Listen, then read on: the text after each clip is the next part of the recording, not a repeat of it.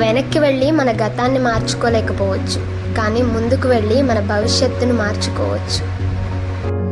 కష్టం వస్తే రావాల్సింది కన్నీళ్లు కాదు, ఆలోచన రావాలి. ఆ కష్టాన్ని అధిగమించే మనోధైర్యం కావాలి. ప్రయత్నించినదే కోరుకున్నది దొరకదు, అడుగు వేయనిదే కాలం కదలనివ్వదు. అందుకే ఆత్మవిశ్వాసంతో ముందడుగు వేయి. వర్షం కురిసిన తర్వాతే ప్రకృతి మరింత అందంగా కనిపిస్తుంది.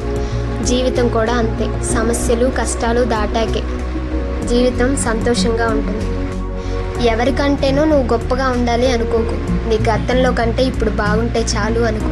ఎందుకంటే ఆశ పుట్టినంత త్వరగా అవకాశం పుట్టదు. ప్రశాంతంగా జీవించాలనుకుంటే ఎదుటివారు మారాలని ఆశించకండి, మార్చాలని ప్రయత్నించకండి. మీరే మారండి. కాళ్ళకేమీ గుచ్చుకోకుండా ఉండాలంటే మనం చెప్పులు వేసుకుంటాం, కానీ వీరంతా తివాచీ పరిచయం కదా. వాళ్ళేమనుకుంటారో వీళ్ళేమనుకుంటారో అనుకుంటూ పోతే సగం జీవితం అయిపోతుంది. అసలు నువ్వేమనుకుంటున్నావో అది నువ్వు మొదలుపెట్టు. కనీసం ఏదో ఒకటన్నా అవుతుంది.